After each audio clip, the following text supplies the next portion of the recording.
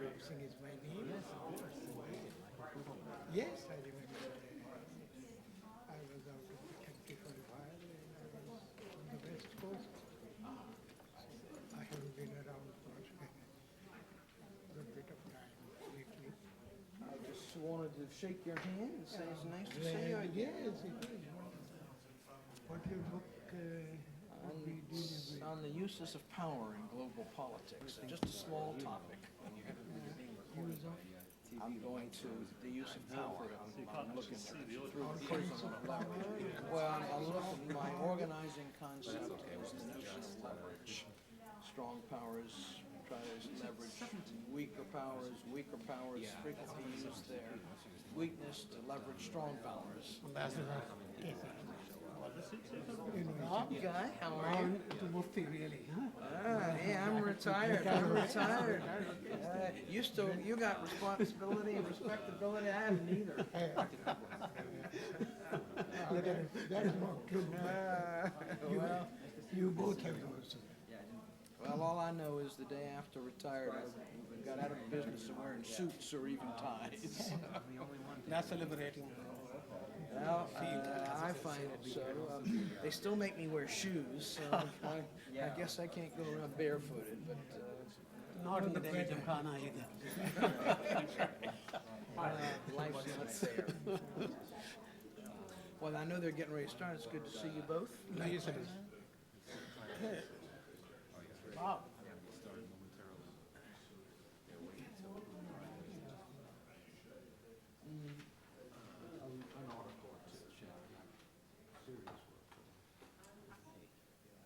Good to see you again. How are you? Looks like you're interesting event you have here. Absolutely. This is Speaker. Nice to meet you. You know, I actually got advance information about your book actually a week before your announcement came from my colleague in the UK. You got advance information? Yes, she's in London. I don't know if you've met her yet. Shuchita Sonalika, she heads our London office. Sorry, you work for? CII, sorry. Federation of India. Yeah, I think she came To we your- did a launch. Around 2002. Yeah, so that's where I heard about the book Great. and such, so. Thank you very much. So I'm just going to log in here. So I can...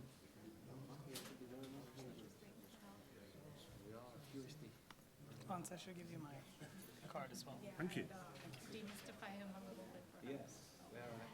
Yeah, that's a tough thing to do, but yeah, that'll be part of the effort here today.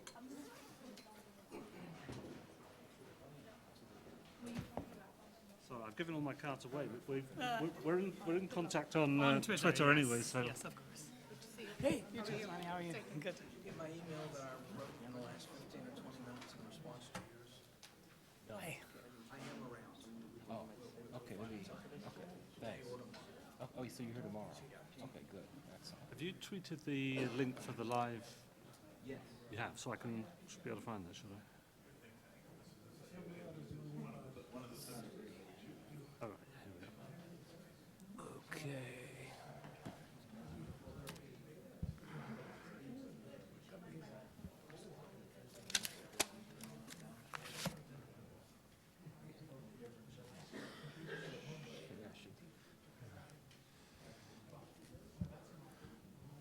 Okay, good afternoon, everyone.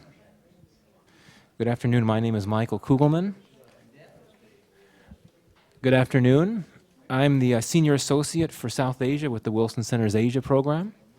Thank you all for coming to today's discussion about Narendra Modi and the election that brought him to power.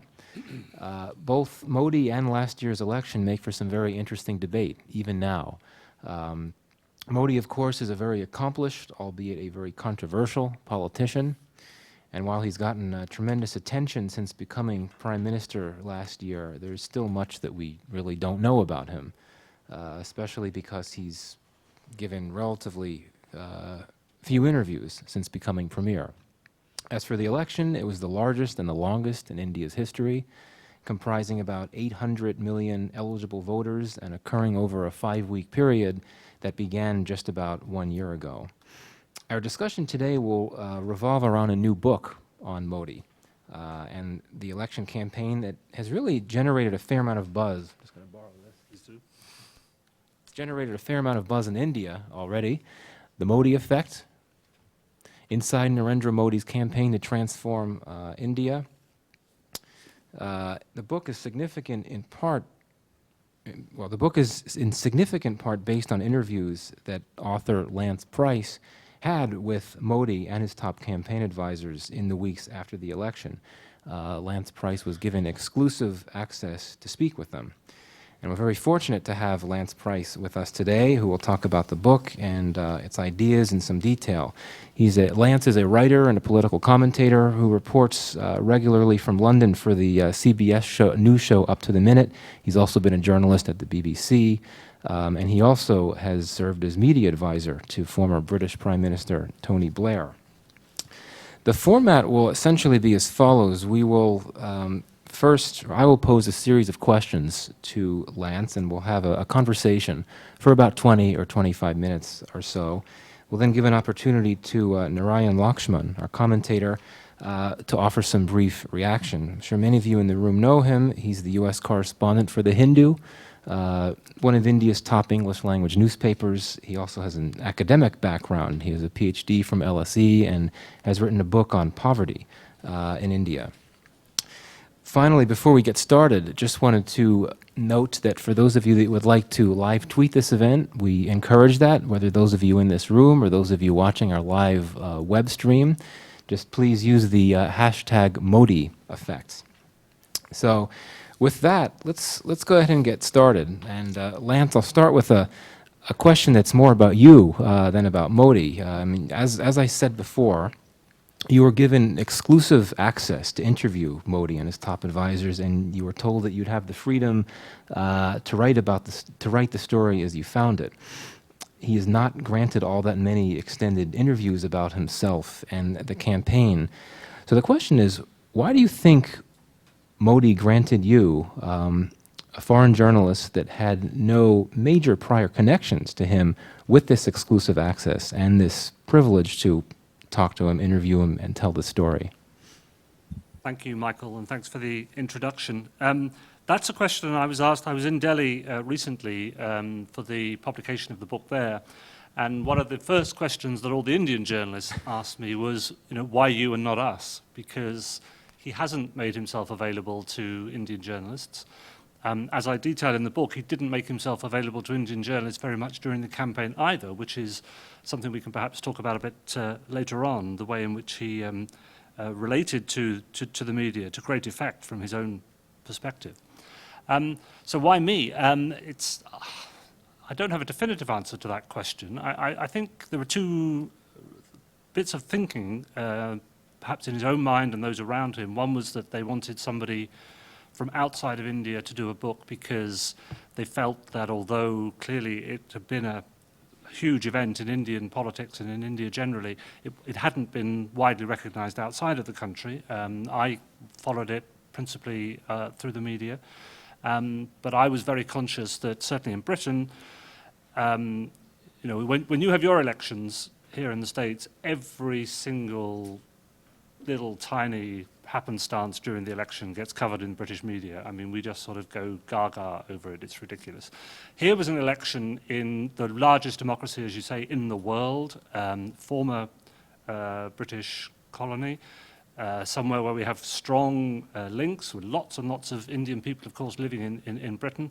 And it got a little bit of coverage here and there, but not very much. And I think they felt that there was they felt that they would like their election campaign, which they were very proud of, to be recognized outside of India more widely and perhaps to be compared with some of the great triumphs and campaigns that we do talk about more regularly in the West. I think the other reason was that I came at it with a relatively fresh pair of eyes. Most people in India, Narayan will know better than me, but most people in India have made up their minds about Modi. They're either very much in favor of him or they're very much against him. There aren't many don't-knows left.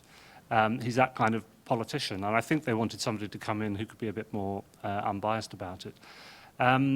Although he knew that I came from a different political tradition. As you said in your introduction, I worked for Tony Blair. I've always been on the centre-left of politics. He's very happy to be described as a right-wing politician, a Hindu nationalist. Some people describe him in even less flattering terms, as you'll know.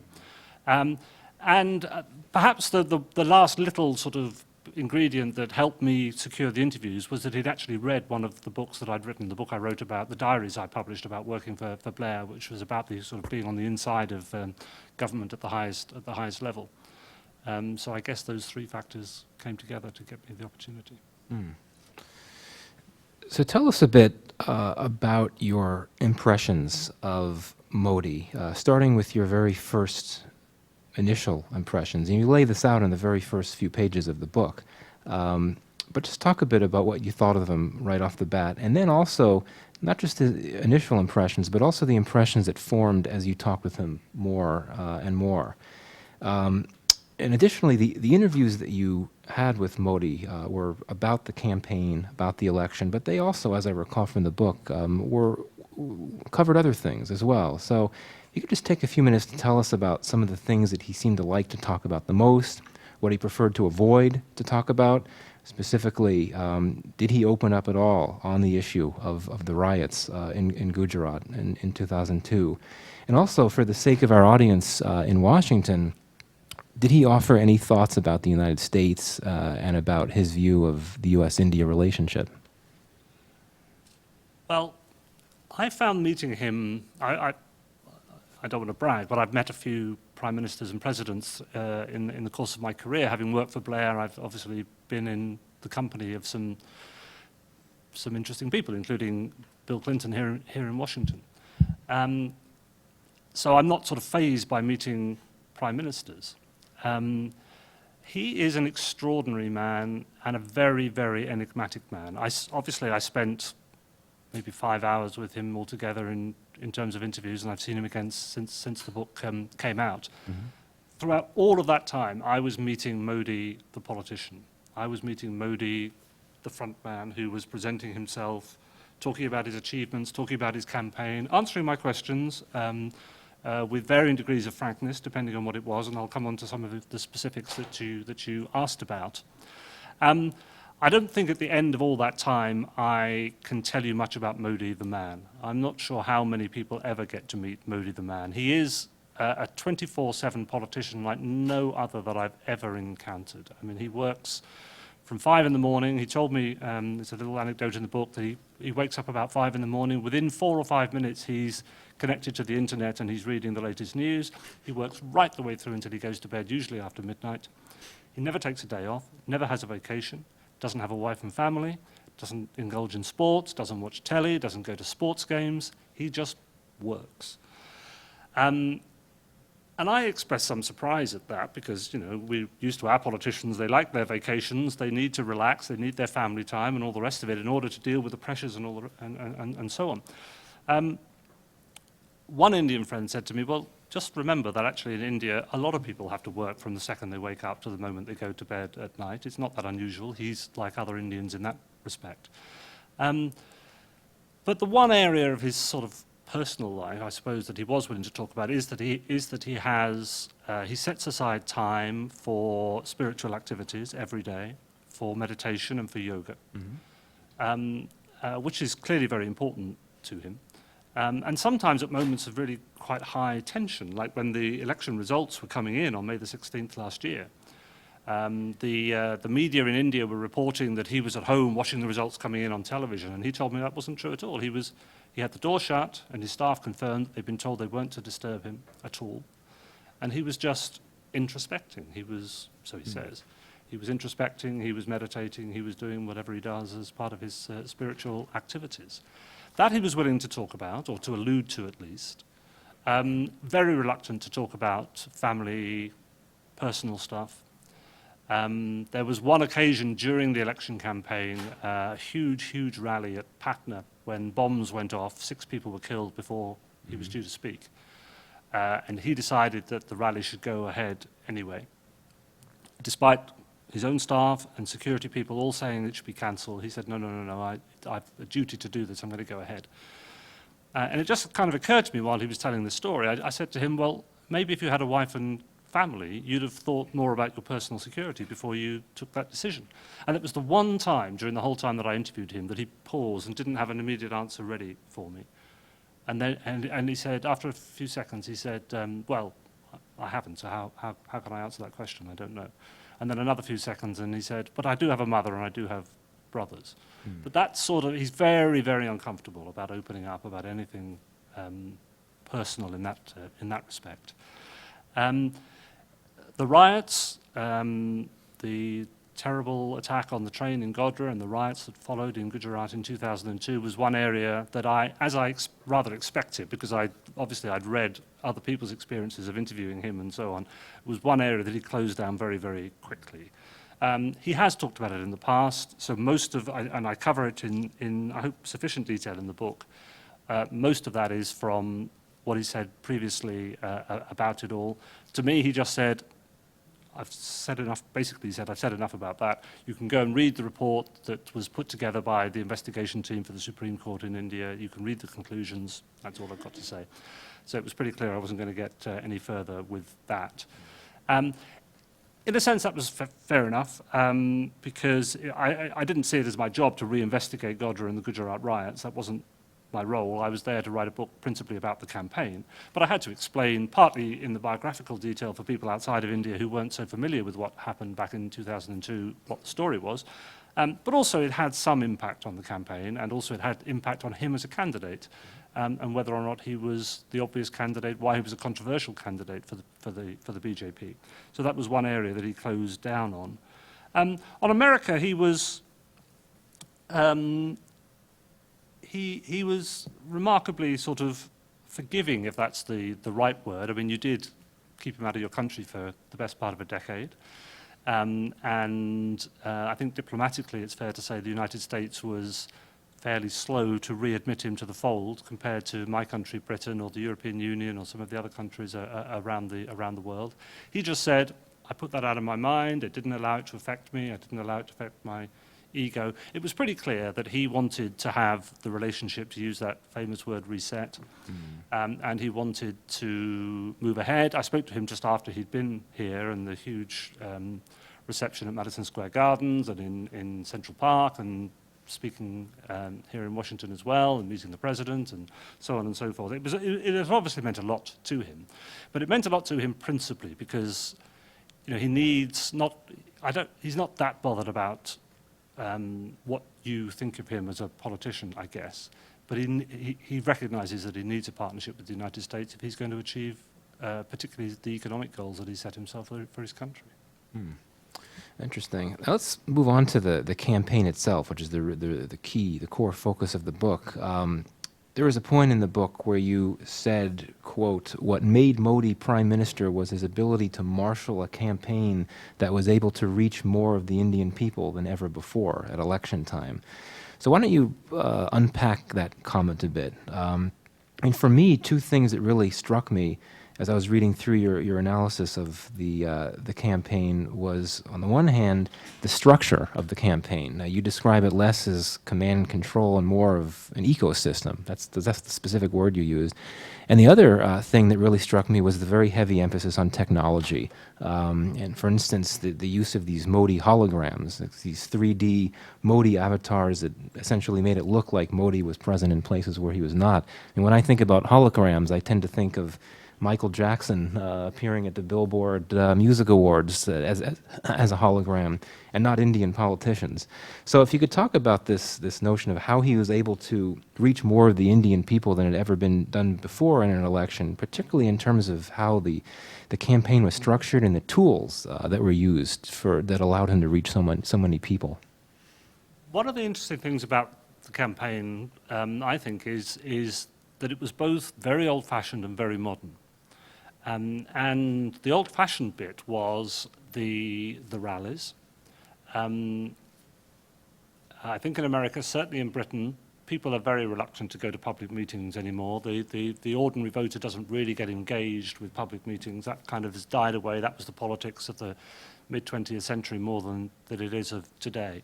And he revived that. And I think that had started to happen in India as well, that people were less interested in public engagement in politics, whereas Modi just became, he just took his roadshow out and they flocked to him in their hundreds of thousands to see him because he was box office. He was Michael Jackson on tour, with or without the holograms. Right. So that was interesting, actually, that some of the old-fashioned style of politics was being revitalized by his campaign. And another aspect of the campaign, which we take for granted, and which had never occurred to me, wasn't really deployed in India until this campaign, was going out and knocking on people's doors. We think doorstep political work is the key to success in a lot of tightly fought races, and so it is. Whereas even in parts of urban India, it seems that the tradition of going and knocking on people's doors and saying, will you vote for us, and then going out on polling day and making sure that they have, wasn't something that had been particularly familiar. And that's something that's kind of old-fashioned to us, which they seem to have come to rather late, but which Modi did use to great effect with the help of the RSS. People are familiar with the RSS and obviously with his own party, BJP workers, to make that very, very effective. The other side of it was a very, very modern campaign. So he looked at Obama's online campaigning, he looked at some of the online campaigning in Britain and Australia and elsewhere, and he actually thought we can do better than that. And I think he did do better than that. And I say that because he allowed social media to do what it does best, which is to have a slightly anarchic conversation. He said he didn't try and control it. We've got a British election just got underway back home, which I'm about to go back and start commenting on and covering. And every day on my phone, I get messages, I get tweets, I get texts and so on from the main political parties, and I press the delete button as soon as they appear because I know full well they're just going to be an extension of the usual party propaganda that I've already seen, already read, and they're just boring. The debate that went on social media in India wasn't boring. It was lively. It was interesting. He managed to throw out stories that kept them going, kept the debate going. And this ecosystem, the bit of the ecosystem that was looking after social media wasn't really being. I mean, there's a bit of it being done by the BJP, but a lot of it was being done by people who'd had no real involvement in politics before. Relatively young kids who'd come in who were enthused by the whole thing. A lot of them obviously enthused by Modi and what he was saying, but also just enthused by being a part of this and being given the opportunity to show what they could do. And it's interesting that Rahul Gandhi, who's, 20 years younger than Modi, something like that, was offered the same sort of thing and by some outside entrepreneurs who went to him first because they thought he's a young guy and he's the one who's going to respond to this, he might be prime minister. And Modi said no. Gandhi said no, politics in India isn't done like that. And Modi took a completely different view. Even though internet penetration in India is not as extensive as it is here, it's growing all the time. A lot of kids now and young people have got smartphones. And even if not everybody could get access to what was being said on social media, word of mouth did the rest. So if younger people were picking up stuff on social media, they'd go home to their villages or towns and see their families at weekend, and they would tell everybody else, and it spread. So he very, very effectively, in my view, used social media. And he also used social media quite brilliantly to more or less force the traditional media to dance to his tune. And having, I was a spin doctor for Tony Blair, communications director for the Labour Party, to put it more formally. But we all know what that job involves. But we also know how tough it is, actually, even with a good candidate, to get the media to do it, to tell the story your way. And Modi was remarkably successful at getting the mainstream media to tell the story his way, partly by rationing his availability to them. He didn't do sit-down TV interviews until very, very late in the campaign, didn't give them to the English-speaking media until actually most people had already voted. And he said to them, I'm going to set the agenda, you're not. You can write about what I say at my rallies, you can write about what I tweet, what I put on social media, but if you want to talk to me, well, you're just going to have to wait until I'm ready for you. And that was surprisingly effective. So it was this balance of good old-fashioned doorstep campaigning out on the road. And just quickly on the holograms, for those that aren't familiar with it, of course, it's an enormous country. It would be impossible for anyone to get around all of it. But there were parts of the country which were described as dark villages where most people don't have television. They don't have access to the to the media in the same sense that urban areas would do. And not across the entire country, that would have been impossible, but in electorally significant areas, so in the big states like Uttar Pradesh and Bihar, he would send out fleets of trucks, massive flatback trucks, with all the satellite equipment, the generators, and everything necessary in order to beam himself live into the market square or the cricket ground. And he'd be back home at his campaign headquarters, and up to 100 different places simultaneously would see him and hear him, and he would be able to take questions from these places as well. And they even set up a little fan because for a start, just having this guy beamed into, it was like something out of Star Trek. You know, it was just suddenly beamed from nowhere. You can imagine what an electrifying impact that would have in many places. But they set up a huge fan so his hair would move a bit because they thought the people actually wouldn't, he was a bit too static when they did the rehearsals, and they thought people wouldn't think it was the real him. It's good he had hair to blow, I guess. Let's fast forward to the post-election environment. 'Cause the book covers the election campaign and the election, but also the aftermath. So, I mean, the BJP, Modi's party, really continued to ride on its election victory momentum. For a number of months after the election, it won a series of key state elections. However, in February of this year, the BJP lost the state election in New Delhi. It lost to the Adami Party, the AAP, which in its short existence has campaigned on basic issues, things like clean water, cheap electricity, less corruption as well. And you covered this in your book, which is impressive, given that this happened in February. Your book was just published a few weeks ago. You covered this election setback for the BJP. So the question here is, what do you think that this setback for the BJP in this New Delhi state election tells us about the BJP and its strategy? Does it suggest that despite all the fancy hocus pocus and the technology that you've described, that despite all of that, that at the end of the day, it is the issues, and particularly bread and butter issues, that will ultimately carry the day and carry votes in election campaigns? Do you think that could be the case, or should we just see this as a case of the BJP perhaps getting complacent, or is there something else? I think probably it's a bit of both, but more the former than the latter. I think there was a touch of complacency in that the BJP and Amit Shah, who's the sort of mastermind behind a lot of their strategy work, thought that Modi everywhere would be enough again. Because if you remember, in the general election, they won every single seat in Delhi. And then less than a year later, Right. they won 3 out of 70 seats in the state assembly. And AAP won the other 67. I mean, it was an astonishing setback. To be fair, the BJP vote didn't collapse. The Congress vote did collapse, and all of those votes pretty much went to Arvind Kejriwal and his AAP party, which helped.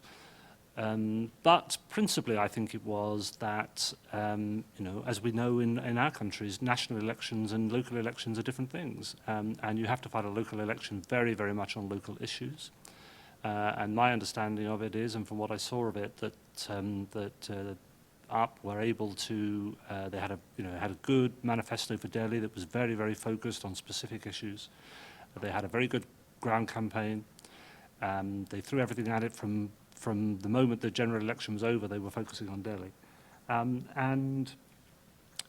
What's the nearest parallel? It's probably Obama losing Teddy Kennedy's seat. If you think you've got it wrapped up, and you suddenly discover that you haven't. Mm-hmm. Sure. Final question I'll pose to you is that there have been several other books written on the 2014 election campaign in India, including several that draw on exclusive interviews with Modi. And one of them, as you know, made quite a splash, and it's called, I believe, 2014, The Election That Changed India. The title is similar to your book a bit. Written by a very prominent Indian journalist, Rajdeep Sardesai, who you interview in your book. So what would you say distinguishes your book from his book, other than the fact that you obviously, the authors are different. One is Indian, one is not. How would you describe do they complement each other? I hope they complement each other. I mean, my publisher would like me to say, well, it's because I had the exclusive access, which even he's one of the leading anchors in India, didn't. His was a very personal look at the campaign itself. He was out on the road in a way that I wasn't during the campaign. He was covering it. It's a great book. I thoroughly enjoyed reading it, and I quote from it in mine, and I'm very, very happy to pay tribute to what I think is an excellent book. His book wasn't just on Modi either. It was on the campaign, the whole of the campaign. So he tried to give equal balance to the Congress campaign and to AAP and so on, and to the other elements of the campaign, which I didn't try to do. I mean, mine was unashamedly pretty much exclusively about the Modi campaign. I talk about the Congress campaign, some of the other individuals, to try and see how it impacted on how Modi responded. In particular, how Modi was very successful at turning attacks on him to his advantage and turning them round and throwing them back at his opponents. But no, I think the Side to Side book's a very good book indeed. Okay. All right. Well, thanks. That sets the stage for some interesting discussion with the audience. But I wanted to give the first word to Narayan to offer some response to what Lance had to say and about the book. So, Narayan. Firstly, thanks, Michael, for organizing this and for having me here. And congratulations again, Lance. This was an excellent book. I must admit I read it at breakneck speed over the latter part of last week and finishing this weekend, not only because I had cascading deadlines, but also but also because it was a completely gripping book.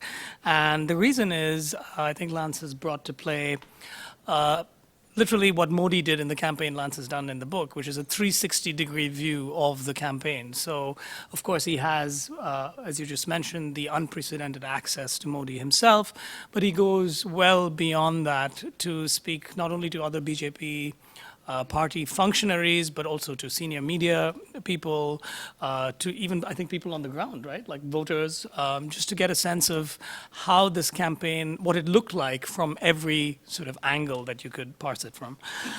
So in that sense, it is definitely a unique book. And also, I think I would definitely give Lance a lot of sort of credit for maintaining a studied and very deliberate sense of neutrality over this. As he mentioned right at the beginning, it is a subject that gets people pretty quickly polarized on one way or the other. And I say that guilty as a member of the media. But, while he certainly does talk about, in great detail about Modi's mobilization efforts, the campaign itself in terms of the holograms, even Modi's 56-inch chest, which is a sort of a symbol of his sort of macho, his power and the way he carries things. He at the same time does say that Modi's attempts to sound self-effacing are less than convincing, and he at a broader sort of policy or macro level he doesn't shy away from talking about things like the Muzaffarnagar riots, and taking a very sort of nuanced view of how Modi has performed in office since he became prime minister. And that's the other thing that's really cool about Lance's book, which is it's extremely updated. As he said, he has stuff in there about the Arvind Kejriwal in February, and here we are at the end of March. So I think it's definitely valuable to Indians and India specialists who have been studying this, both from the unique sort of insider view that you get, but it's also extremely accessible in that Lance takes the time to give you the broader context. There's quite a lot which talks about Modi's own, his history. He doesn't get into the absolute guts of what Modi did in Gujarat, although we all know that that's part of the story. But he does talk about the evolution of Modi and how he traveled. He traveled across the country quite a lot. He gained his experience with dealing with different parties, including the RSS, and his evolving relationship with all these parties over time. So in all these regards, I haven't read Rajdeep's book, but I definitely think that this is a very unique book, which is probably going to sell very well in India and maybe, I'm sure, elsewhere too. I wanted to just make a few points about just mention some of the important points I think that Lance raises in the book, and then I'll follow that up with just a couple of points about the kind of questions that arose in my mind, which could which either Lance could answer or it could be a subject for future research. So the first interesting subject, which he really tackles quite well throughout the book, I felt, was a question that a lot of people still sort of grapple with, and that is, was Modi's campaign planks is it more about developmentalism and economic growth, or was there were there underlying overtures towards a more hardline Hindutva philosophy, which links to associations and parties that he's worked with and his own history, say, with the RSS and so on. And again, there are no simplifications made in the book. It's very nuanced and for example, in the state of Uttar Pradesh, which is, as we all know, one of the biggest battlegrounds for India, for anyone wanting to win an Indian election, Modi himself was he pretty much never made any sort of direct overtures to any Hindutva terms and sort of idioms. But at the same time, you did have people like Amit Shah, who were, in the context, even in the later context of Muzaffarnagar, there were questions raised about them. And at the same time, it also raises questions about what kind of strategy really did Modi adopt in a practical sense. So one thing Lance really has kind of dug into and found out about is the nomination of candidates within the BJP, say in Uttar Pradesh, it actually resembled a very traditional pattern that, for example, I've seen in my home state of Tamil Nadu down south, where caste continues to matter. You can have this super charismatic leader who is really, the whole country is pinning hopes on him to kind of bring about a new paradigm. But at the same time, when you go down to the village level, to the grassroots, traditional loyalties do predominate in India. In the rural parts, resource allocation often happens through such channels.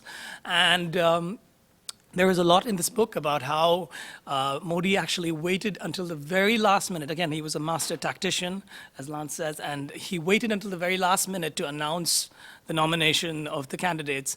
And then in many cases, it very neatly did fit into this paradigm of caste mappings to maximize impact. So the question of what was the campaign really about, both at a sort of explicit level and an implicit level, is very nicely dealt with throughout the book. The second thing, again, which struck me obviously from my own perspective, is the very contentious relationship with the media. And in many senses, that is also rolled into the discomfiture that Modi seems to feel about the 2002 pogrom. And in that, Lance has a lot of there's a colorful section on where he talks about Modi's interview with Karan Thapar, where Modi actually walked out of the interview midway, and Karan Thapar, being the cheeky interviewer that he is, pressed him to once again try and get him to apologize for what happened. And so there's a lot of drama in there. Again, this is why I had to finish the book really fast. It will hold you. And then I think Lance has to get a lot of credit also for bringing a lot of the color color into Modi. He was this very serious politician, the 24/7 politician who would, even his yoga had to follow after his online internet access in the morning. But at the same time, he has this colorful history. He's quite a folksy guy in the way that maybe George W. Bush is. You want to sit down and have a beer with him, but except Modi doesn't drink. But there was this whole thing called Bal Narendra, which Lance talks about, which is the comic or sort of mythologization of Modi in a sense, and it's sort of an appeal to at the rural or local level, or maybe in Gujarat, about the sort of Modi's history and how his childhood was being in a sense idealized, and similarly. There's a lot in there about how Modi, and I think actually public relations firms and future election campaigners could actually learn a lot from this. Many of us did follow the campaign closely, but the amount of detail in the book is just startling. So everything about how towards the end of the campaign, close to the election, the BJP was actually very systematically planning their media presence every day. And in this case, because Modi didn't directly interact with the media, they would also coordinate it with the tweets that the team was putting out, the Facebook posts that they were putting out, and they would actually create the news. And then further, they would have a review of how the media was handling those news items. So in this sense, they were like, you know, maybe in the UK it's much, or in the US it's harder to do, but from this book at least you get a sense that there was a certain element of completely controlling the narrative. And again, as I said, Lance has a lot of details about how they actually planned this entire process. You know, there's a lot of learning in there, if you ask me, for people in this space. So let me quickly move on to the sort of the questions that I had. And I'll leave them as open questions Lance could respond to or we could discuss. And the first is basically, it probably comes down to the limitations of time and the scope of the book. But I guess maybe a wider, I was wondering if there was a wider sphere of, you know, journalists, experts, other politicians, people from other parties that could be consulted, not least from the Congress. So I found firstly that, again, I completely understand that this is, the subject of the book is the Modi effect, it's not the Gandhi effect. But, you know, the references to the Congress seemed and sort of almost universally like negative in the sense that they were, as you mentioned, they were seen as the trigger that led to Modi undertaking a certain action, which was part of the narrative here. And particularly, I was wondering about how this relates to the big question of how or why Modi won, because Congress, as we know, was in power for a whole decade. And during that time, they did enact a very large number of mass welfare schemes. You have the Rural Employment Guarantee Scheme, the Sarva Shiksha Abhiyan, the Education Scheme, the Universal ID Scheme, the National Rural Health Mission, and you know, while they kind of sullied their own record towards the end in terms of the whole policy paralysis, the lack of decision making, and they were completely then engulfed by the scams and so forth. There is, to me, a sort of a missing element, even given Narendra Modi's hyperactive approach towards, or proactive approach towards tackling the rural mindset and moving those voters towards him.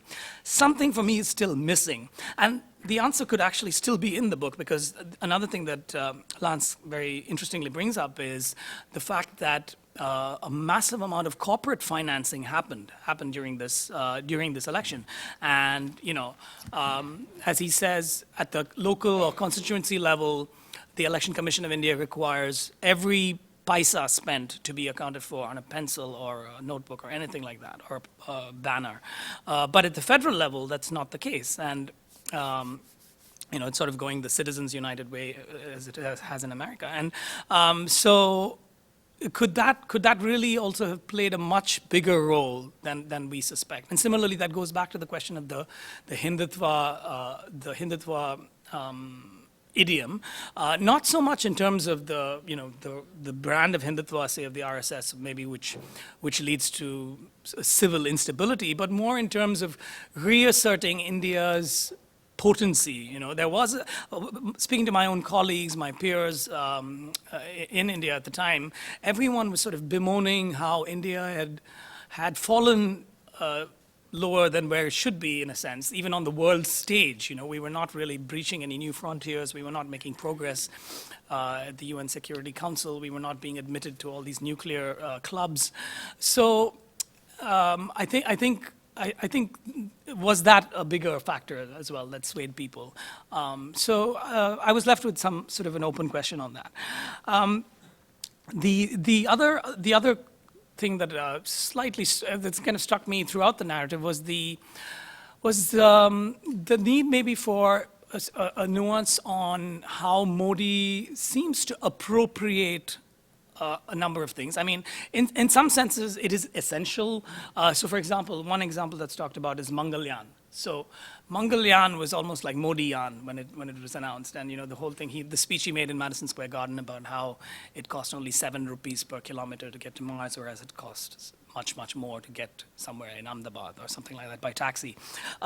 So in a sense, Modi appropriated that, just as a lot of the existing sort of macroeconomic scenarios have been appropriated. And in a sense, that is inevitable, because as the prime minister of a country, you do step in, and to be very fair to Modi, he not only inherited that, but also the crushing burden of the scams and of the lack of investment, of the stalled reforms, and he has made a lot of progress on that over the last 1 year.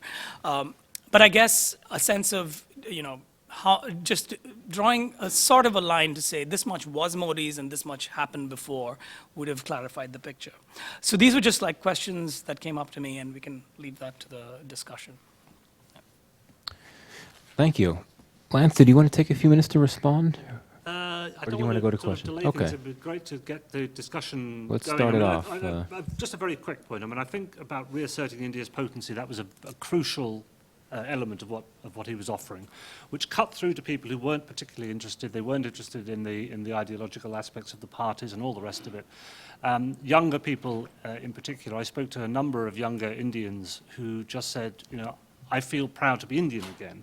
And that was after seeing him either here in the States or being taken seriously on the world stage, or seeing Obama in Delhi for the Republic Day speech and so on.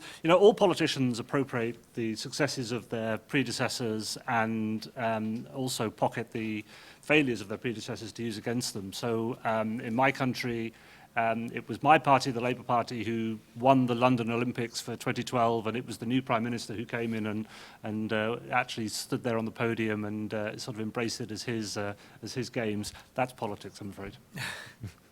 All right, let's start with the questions. It may seem strange because we're in a small room, but please wait until a microphone arrives to ask your questions, so that those listening on the web stream and via C-SPAN will be able to hear your question.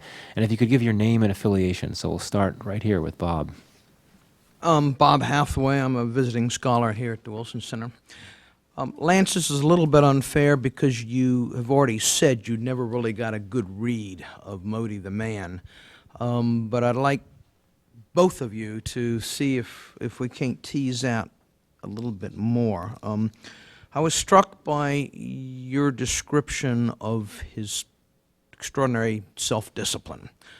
Do you have any sense what made him so disciplined? What's the source of his drive? I mean, is he simply the little boy who joined the RSS and that's the end of the story?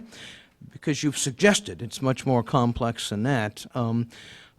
Is he a reformer? Is he a middle-class businessman? Is he a Hindu nationalist? Is he an Indian nationalist? Is there a distinction between the two? Can both of you try to give us a little bit better sense of why he is the man he is? I think some of that is personal to him. Some of that carries across to other politicians. If you look at all the politicians, you look at someone like Hillary Clinton, what keeps her going?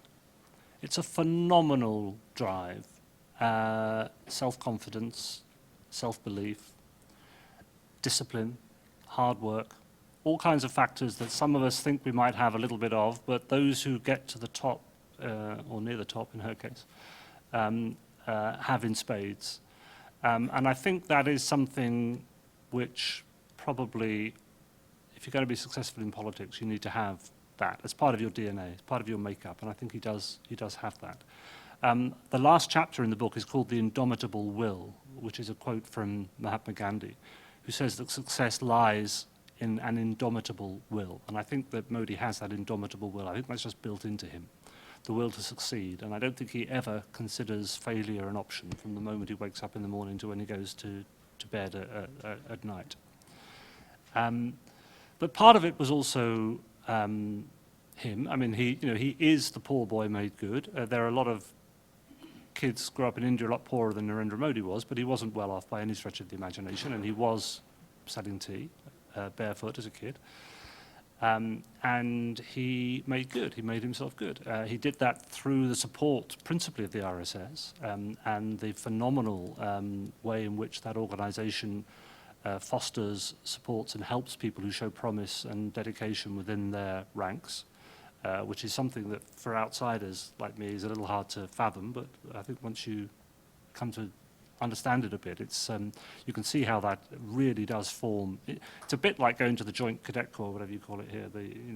It has a character building impact on individuals, and how. I mean, much more so than anything that I've ever seen in a Western country. So that's certainly part of it. He spoke very little about, as Narayan says, about UNDITVA during the campaign, but there's nothing to suggest that he's no longer a Hindu nationalist. I think he has, in a sense, banked that politically, in that he's got the support of the people for whom that is a defining characteristic in a politician that they want to support. And he's moved on from it, which is why he's given the emphasis that he has on development and the economy and all the rest of it, which he had to do in order to reach a much wider constituency and therefore win the election. Yes, he's a reformer. I think he wants to change India in big ways, and he's set very high ambitions for himself and for the country, which are going to be very, very hard for him to realise in 5 years as Prime Minister. He's raised expectations in a way that charismatic politicians often do. Tony Blair did, Obama did, and I think Modi has done as well, and he'll probably face the same problems that they did in terms of not being able to meet all the expectations that he's raised.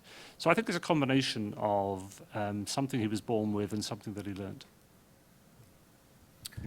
Yeah, I mean, I would tend to agree, and I think what really stood out for me, both in the book and from what my own interaction, well, I had one interaction with Modi I was mentioning. There was actually, when he was here in New York, there was a secret meeting with journalists, but then it got leaked, and so I'm allowed to talk about it today. But there was actually, and this also is part of the tale of how he has this very difficult relationship with the media. So there was this discussion organized with a few US-based Indian journalist, and that didn't go down very well with the large contingent of India-based Indian journalists who traveled with him, and some were asking why. But it was a very interesting event where, while I think at the start of it we were all very sort of gung-ho to prize apart whatever we could whatever we could in terms of policy issues and other questions that we had in mind, he completely turned tables on us within like minutes, and it was a completely, a discussion about personal anecdotes about yoga and how he traveled in the US when he had come here before and things like that. And of course then the whole thing got leaked because it was not supposed to be reported, and then we all got into trouble with the Indian embassy. But again, it's all out there, so I'm not breaking any rules here. So I think he's a very quick learner, is what I was trying to say. He evolves. I think that is one of the core sort of characteristics of his that I think has made him really weather so many storms. And I don't just mean Gujarat. That was, of course, the biggest of them all. But he has then gone on to win the minds of so many different segments of India. And it's just sitting in Washington, even as an Indian myself, it boggles the mind to think of how many different Indias there are within. And so he has everything from the way he adopts technology to the kind of the promises that he has made, whether achievable or not, in terms of development, putting India back as a potent player on the world stage, in terms of business and the willingness to tackle some of the hard macroeconomic issues. That really comes across, and I think so. It's a combination of his evolutionary capability, literally, as well as a very strong intuition in terms of what is the need of the moment, what is the most pressing need. He's very, very attuned to that. So that's why that explains his success, I think. Okay. Yes, sir. Thank you, Michael. Lance, I think your book will be a very useful addition to the literature. I am Pradeep Kapoor, Ambassador Kapoor. I was the ambassador for India last in Chile and secretary to the government of India. And I'm working here in Washington, D.C. in Maryland as a visiting professor on international trade, development and security issues at the University of Maryland, and also on climate change. Now, it's been very interesting to listen to you and to get an idea. I've not had a chance to read the book, but to get an idea of the contents. I think internationally it will go down very well, because getting it from a person who's not an Indian and who's had access to some of the inner workings, inner dynamics of the whole process, I think will be extremely useful, because India is going to, I guess, become a major driver of the global economy very soon. So understanding the person behind the machine is going to be very, very important. Now, just coming down to the exact issues, what do you think should be the next steps, if we can reflect a little bit upon it, in the sense that, as you both mentioned, there have been these very high hopes, these very high expectations, and there have been disappointments. Already people are talking about measurements and how very little has been achieved, even though, as you said very rightly, a lot has been achieved. But the message is not going across in a way that one would have expected it to go across, and there seems to be some sort of a disconnect. There was a very great connect earlier with the entire people, as you said, with the holograms and with the media and the social media. So how do you think? Do you think he'll be able to move from the disconnect to the connect firstly? And governing India is, I guess, one of the most difficult tasks in the world, because you have 50, 60 countries, population rolled into one. So it's worse than dealing with 50, 60 countries at the same time. So for any prime minister, it's a nightmare. But with his sort of the dynamism that he brings to the job, to the work, to the tasks, and his commitment, would you care to reflect a little bit and let us know, where do you see, with your insights and Narayan yours, as a journalist also, 4 years more down the line before the next elections are due, and how BJP or Modi would be at that point of time? We think of 5 years as being a relatively long time. In political terms and in policy terms, it's really not. And I guess he's aware of that. I think he must be. When I worked for Tony Blair in his first term as Prime Minister in the UK, and he had a massive majority, as you know. He was very conscious by the end of that of wasted time, of not having got started on things as fast as he would have liked to have done, and not have enough progress to show at the end of that period. I get the sense that Modi has tried to get the administration working the way he wants it to, or closer to the way he wants it to first, because if you haven't got the machine working the way you want it to work, then it's not going to deliver your policies. So he's interacted very differently with the bureaucracy. He's given them access to him directly. He's told them and made it clear to them that he's watching them pretty much every step of the way. I think that's important. He's made a start on his basic, if you think of the high-profile campaign commitments, he's got something to point to in virtually all of those areas. But the worry is that he's good at creating the headlines and yet to prove that he can actually deliver the on-the-ground changes to people's lives that will show that those headlines actually meant something. Now, you don't have to look at the crystal ball. You can kind of read the book. If you look at the way he worked in Gujarat, a lot was done in a relatively short period of time that was genuine impact on the ground. Now, the whole of India isn't Gujarat times whatever. It's not, obviously. It's a much more complex country than that, and he's not going to be able to do for the whole of India what he did in Gujarat in the same period of time. But just wielding a broom and declaring that Clean India has started, or announcing that 99% of the population now has a bank account, when actually for so many millions of people that's pretty meaningless. There's no money in it. They can't access it realistically. So it's all very well having these headline-grabbing initiatives. I think it is inconceivable that he will deliver on all his promises in 5 years. He must know that. What he has to do is show sufficient progress, but not just progress in terms of good headlines, but progress in terms of a real impact on people's lives, in their healthcare, in their access to sanitation and all the rest of it. And that's a hell of a big ask. We've touched on corporate India previously in the discussion. I mean, he did get a lot of support from them. And I think he's going back to them now and saying, yeah, I'm going to make life easier for you. I'm going to make this country, your country, open to business again, inward investment important, but also enabling domestic Indian companies to function more effectively. But in return, I want to see you out there. I want to see you putting toilets into schools. I want to see you helping with all these other ambitions that I've got for the country.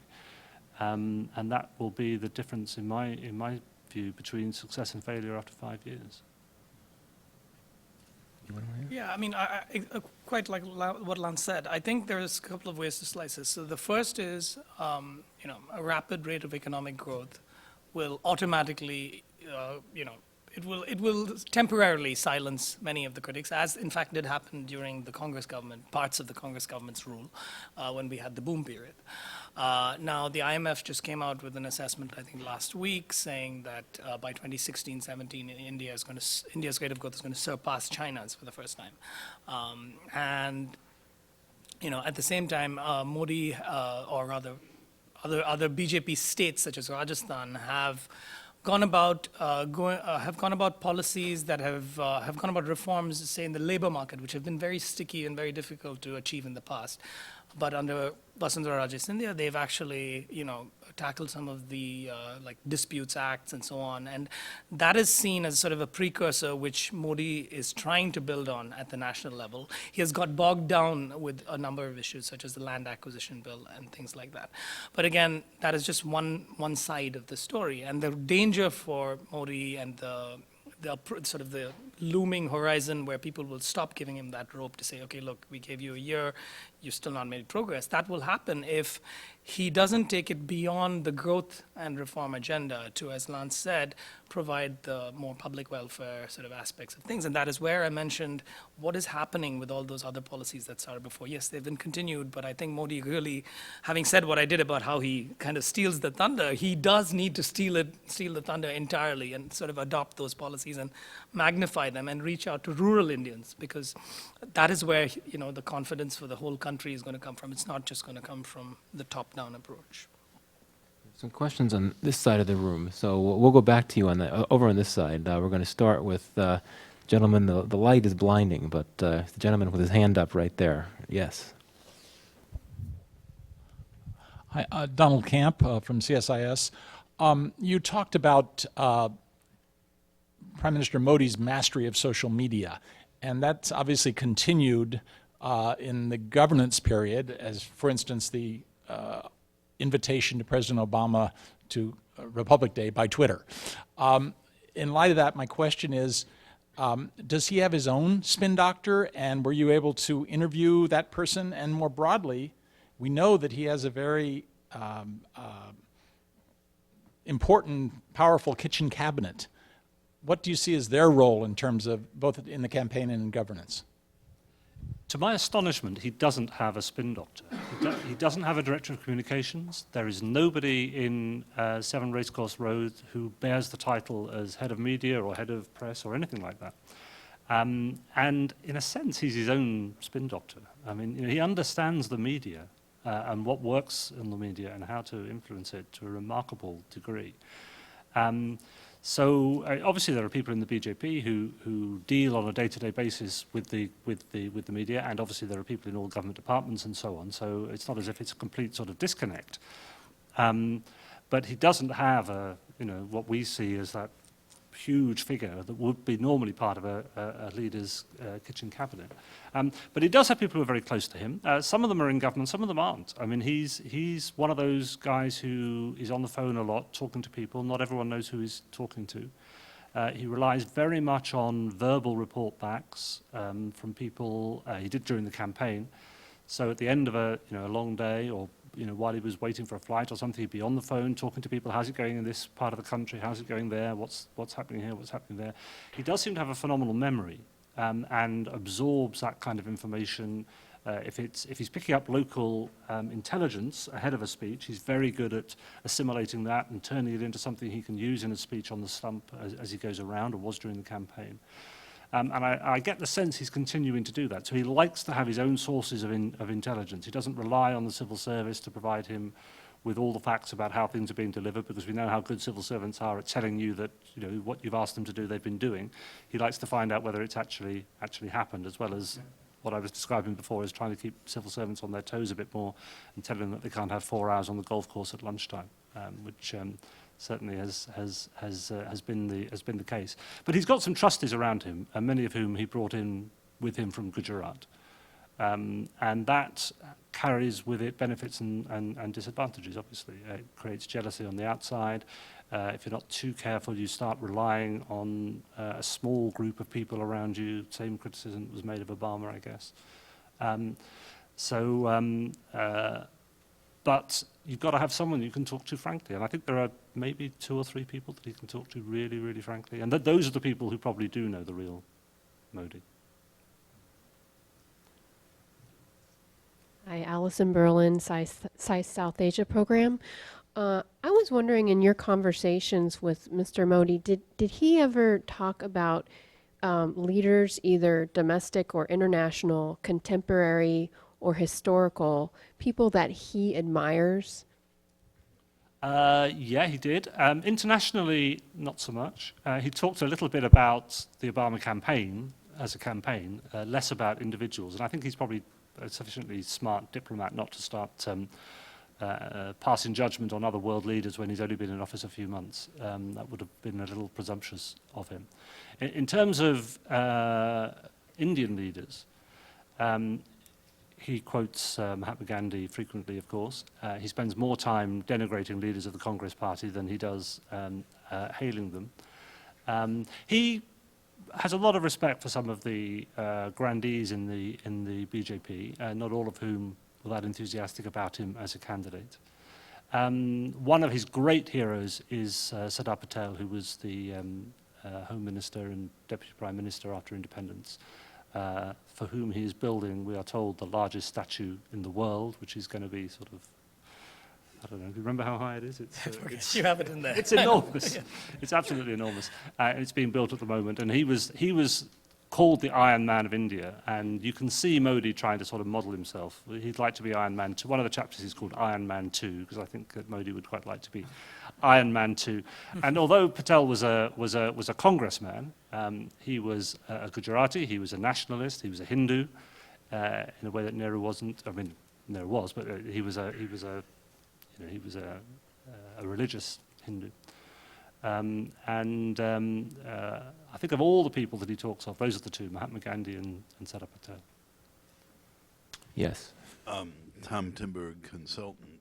I wondered, it's always dangerous to ask about the future, but he does have an election coming up in Uttar Pradesh and in Bihar within the next year or so. In both cases, haven't a lot of other people learned the lesson and are now dedicated to using social media perhaps more effectively? And the other specific issue he's apparently having trouble with is the reaction to his proposed land acquisition bill. I don't know if you have any insight about how either of those factors may make the UP and Bihar elections more difficult. Yeah, I think I'm going to bow to greater knowledge on my left. I mean, Narayan is much better qualified to answer all of those questions than I am. The one reflection, though, is on whether the other parties are learning from his success and from their failures. And I think they're starting to, and I think that's one of the reasons that AAP did well in Delhi. Whether the Congress Party have learnt the lessons yet, they're taking quite a lengthy period of introspection. Rahul Gandhi is certainly taking rather a lengthy period of introspection before reflecting on what went wrong and who should bear responsibility for it. There was a report that came out very quickly which exonerated all the leadership, but then that's kind of what you expect. They do have lessons to learn, but if they learn, I say in the book, if the Congress Party learns the lessons of its mistake, then it can pick itself up and it can be a force again. And certainly the BJP can't afford to be complacent and think that just because it did well and then did well in the two big state elections in Maharashtra and Haryana, that it necessarily means that they're going to sweep the board everywhere. Yeah, I would agree with Lance. I think Modi has already, he's got a first mover advantage already in a sense in terms of the social media and that space.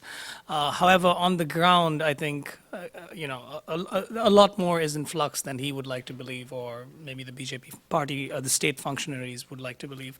I think a lot of it, especially in UP, comes down to, as I said, very specific constituencies and who are the caste leaders, and how do the SP, how do the other parties maneuver around them, and I think the BJP will probably learn from the Delhi fiasco, and I think they will try and maybe take it a little bit more offline. That is my suspicion, because the online campaigning yields a lot of results in urban centers, whereas in both of these states, it is much more about the rural center. And this is, of course, certainly the qualification that Lance made early on, which is, there is a spillover effect. A young man who travels to a city, picks up the news about Modi on his mobile phone, goes back to his village, talks to his family, and then you have a bunch of voters. That effect is still there. But I think, in fact, if the BJP doesn't learn from the Delhi February experience, they may be in trouble in these two states in the next election cycle. And of course, it makes a big difference to the upper house, because that's where votes in the upper house come from as a result of regional assemblies. Yes. I am more hopeful about the economic program and the actions he has already taken.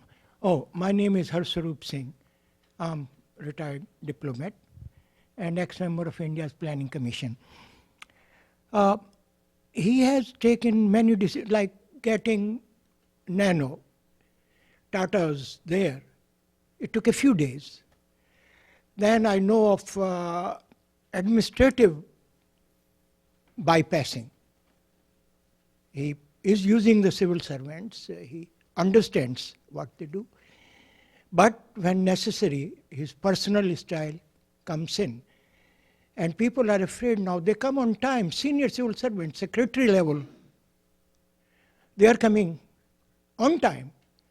And I don't know whether secretaries have to check in, but lower levels certainly have to check in and out.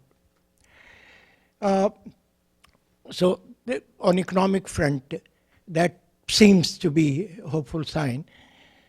But as a person,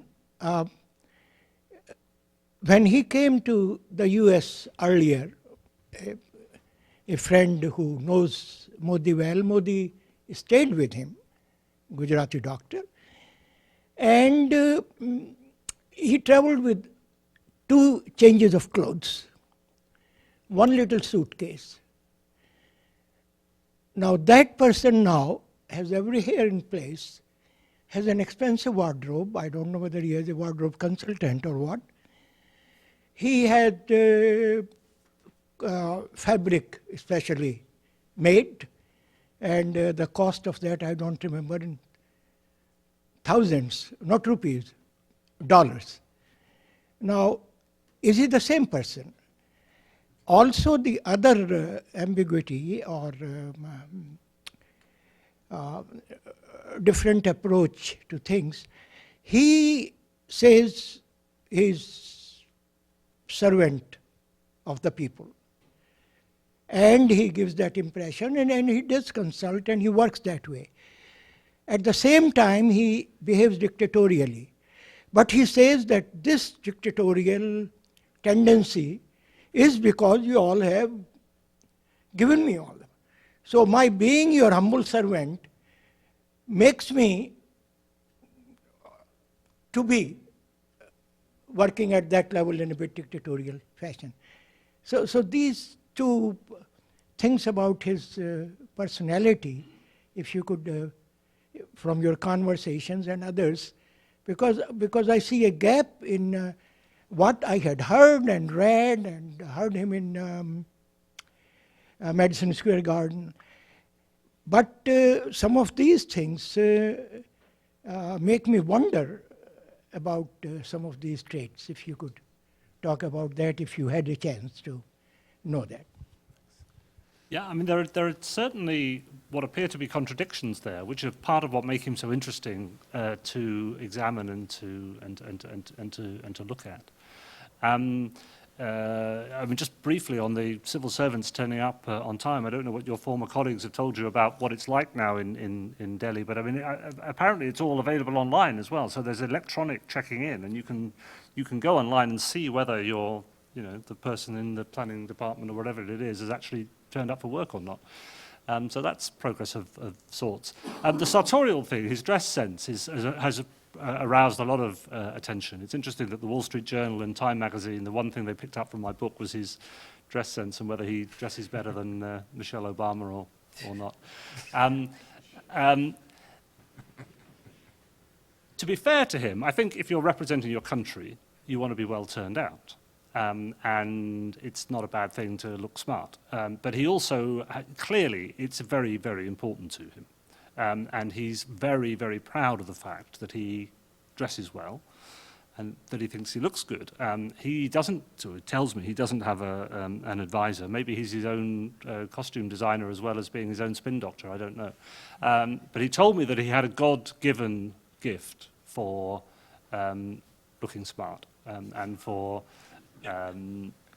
knowing how to match colours and mix colours and, you know, look after his wardrobe. So perhaps it's something that some divinity somewhere has handed down to him, which has worked to his advantage. Yeah, he did. You're absolutely right. Yeah. But I think probably that transformation started. I had followed exactly what he was wearing every day when he was Chief Minister of Gujarat, but I suspect that transformation happened when he was in office in Gujarat. But I mean, you know, you do have to be careful because when your citizens who don't have the luxury of several changes of clothes every day see that you're wearing a watch that costs thousands of US dollars or a pen in your top pocket that's got a very fancy brand name on it, on one level they're going to say, okay, he's our leader, I want him to look good. I mean, he's got a right to do that. On the other hand, you have to be a little bit careful about that. And Arvind Kejriwal, with his, you know, poor man's scarf and all the rest of it, is quite good at providing the antidote to all of that. In terms of the sort of the Democrat versus the dictator, sometimes I think you have to have a dictatorial. Well, you do have to have a dictatorial streak in you to unblock things in government. If you sort of sit back and are too democratic about it and too happy to allow the normal processes to follow their sort of democratic course, nothing will ever get done. There are times when you have to bypass the bureaucracy. There are times when you have to drive a coach and horses through the bureaucracy in order to make things happen. And that's not an observation about India. That's an observation about politics. But again, if you go too far, then people start calling you a dictator, and they start saying that you're anti-democratic and all the rest of it. So, you know, there's a science to politics and an art to politics. And the art is about getting the balance right in all these things. Let's see how much of an artist he is. Yes. Thank you, Michael. I'm Rajesh Kadian. I've written half a dozen books in India. Two very short questions. Have you examined the role of the Indian American community in the development of his media success or explosion, really? And the second is, did you expect this level of zigzagging in his policy towards Pakistan, considering that he was the chief minister of a bordering state with a disputed border and with a fair amount of industry that's within 7 minutes of Pakistani air attacks? I think he's been, I don't know, I think he's been fairly consistent on Pakistan, actually. There was the invitation to Sharif to come to his inauguration. Since then, it's been a pretty traditional stand-up to Pakistan policy, as far as I can see. I know there's a lot of pressure from outside of India for there to be a constructive relationship with Pakistan. I think he wants a constructive relationship as far as he can get it with his neighbours, and it's interesting that a very significant part of his foreign policy since becoming Prime Minister has been focused on India's immediate neighbours. although Karachi hasn't been high on his list of travel plans as yet, as far as I can see. Sorry, Islamabad. Sorry. Either of them. In terms of the NRI community in America, I touch on it. I admit I'd like to know more. I spoke to people who did put a lot of work into the campaign, people who travelled from America just to vote because they wanted to be part of this extraordinary experience. And obviously, money and support and some of the online campaigns that were quite effective in India were actually being run from this country. And that's the thing about the internet. You don't actually always know where the people who are doing the campaigning physically are. But that's an interesting part of the story and one I'd like to learn more about. One thing I wanted to say, Rajesh, in response to the Pakistan thing is, it could be that he's also biding his time because there is region-wide, there is an awareness of 2016 and the drawdown, and there is going to be some sort of upheaval in that region. And in a sense, yes, you could preempt some of the risks by building a whole amount of capital with the political establishment in Pakistan. But there is also a counter risk, which is that you build all that capital and then along the Durand line, things start getting a little explosive maybe, and then the whole balance internally in Pakistan shifts between the political side and the military ISI complex, and then all the capital you've built is kind of to naught.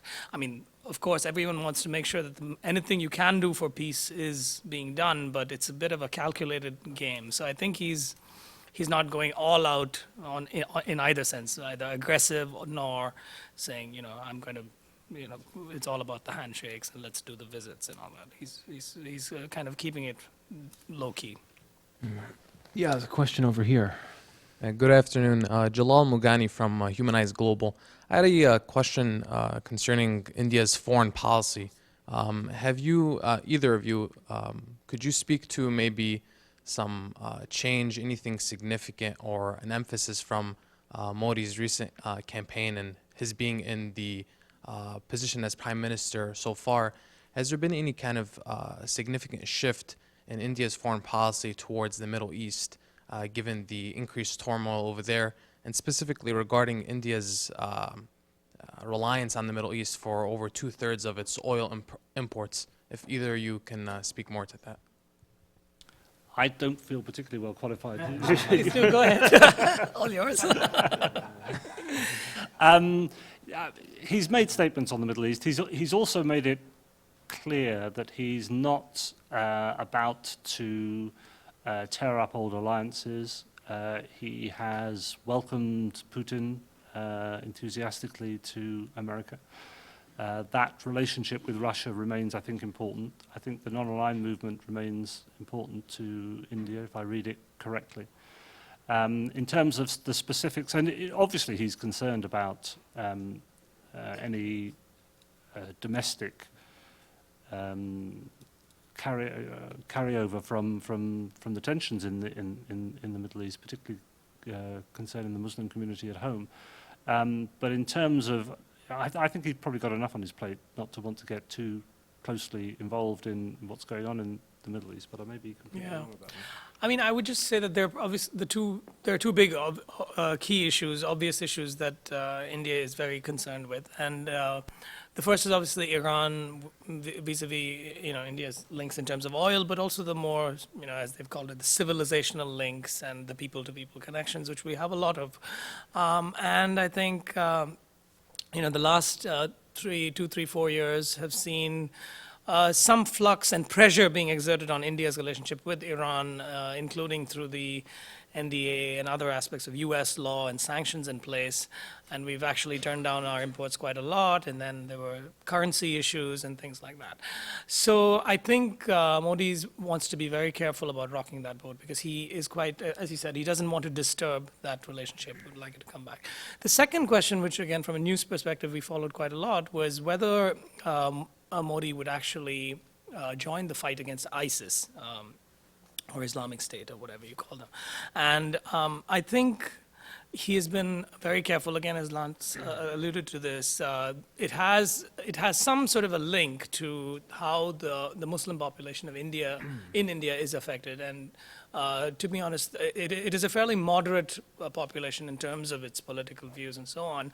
And by actually jumping into the fray, you could actually be setting things on fire and kind of in an adverse sense.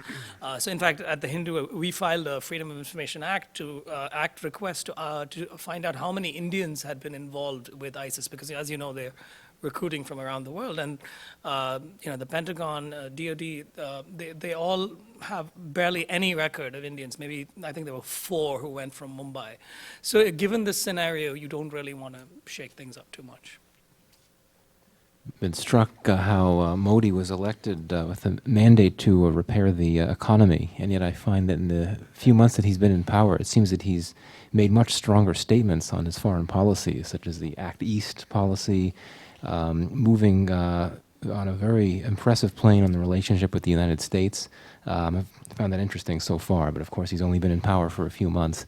Are there any other questions from those that have not posed a question yet today? Okay, right in the back. My name is Samar Chatterjee, Save Foundation. I was just in India. I just returned a few days ago, and I saw your book, Mr. Lance, being flashed all over the media there. Obviously, you've become pretty popular there, and I'm just wondering, what's your writer background? From your accent, it appears you're British by origin, and how did you jump on this topic? Obviously, Modi has he paid you at all? or you expect some quid pro quo?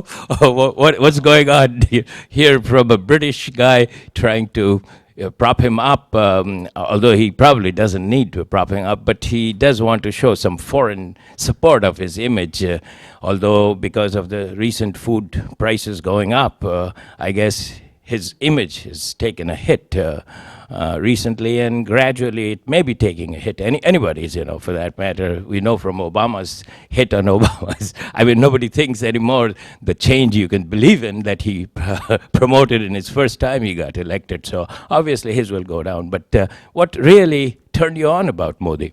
Yeah, I mean, I absolutely don't see it as part of my job to prop him up. I mean, if he needs propping up, he's going to need somebody better than me to do it for him anyway. But that's not what it's about at all. And I've done my best, and it's for others to judge whether I've succeeded to be as even-handed and balanced as I could in the book. I do say in the book that I make it absolutely clear that I'm not sure whether you were here at the beginning when I talked a little bit about how it all came about, but that I come from a different political tradition to him. I work for Tony Blair. I'm on the centre-left. He's not my kind of politician. And I say in terms in the book that if I'd had a vote in the election in 2014, I wouldn't have voted for Narendra Modi. So, with that kind of support,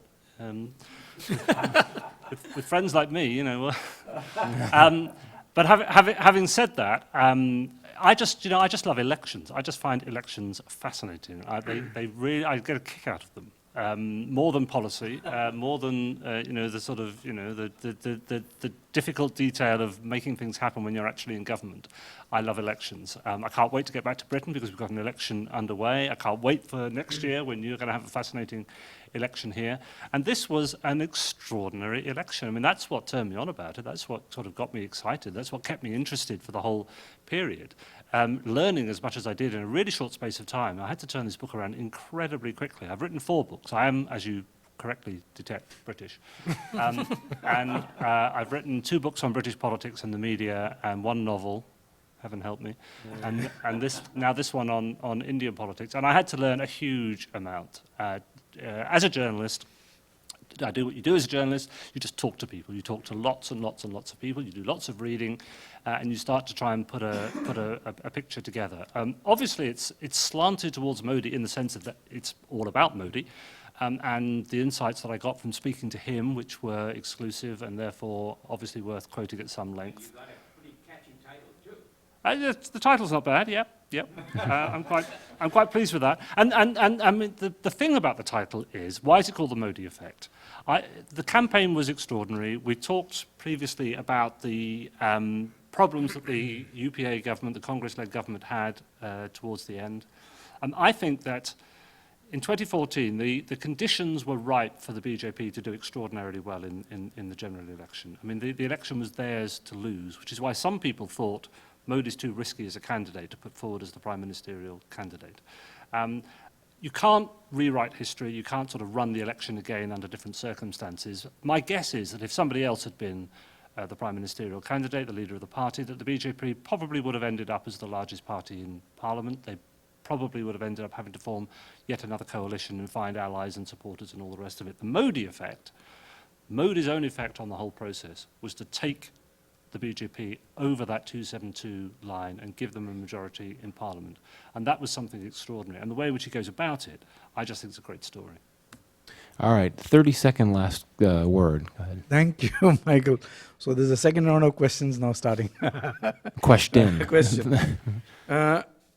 You know, how crucial do you think, Lance, since we have moved away from the aspect of the Modi effect and inside Narendra Modi's campaign to outside the campaign now with a lot of questions from the world, around the world, how crucial do you think will be the international support, in particular the US support and collaboration, and the diaspora, Indian diaspora, to success not only of Modi, but of the country, of the economy, to become an important contributor? I think absolutely vital, not so much, as I said earlier, politically, but financially, economically. I had a brief conversation with him last week when I was in India and presented him with a copy of the book, which he was kind enough to accept.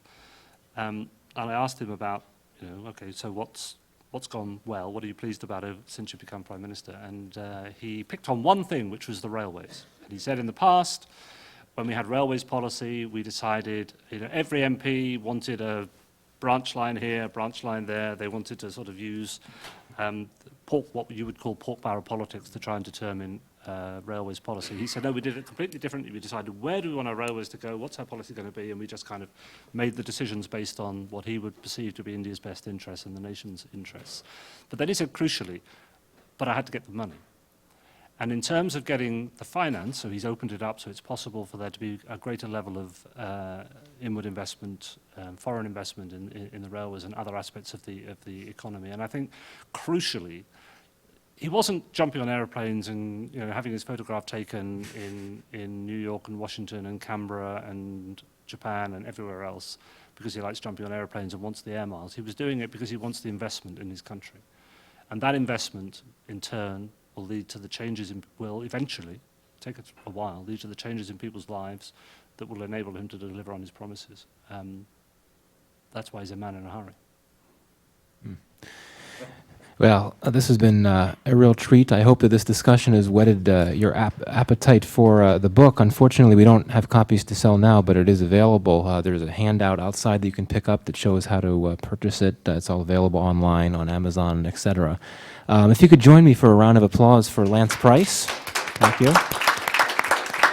And also for our commentator, Narayan Lakshman. Thank you. Thank you all for coming. We are adjourned.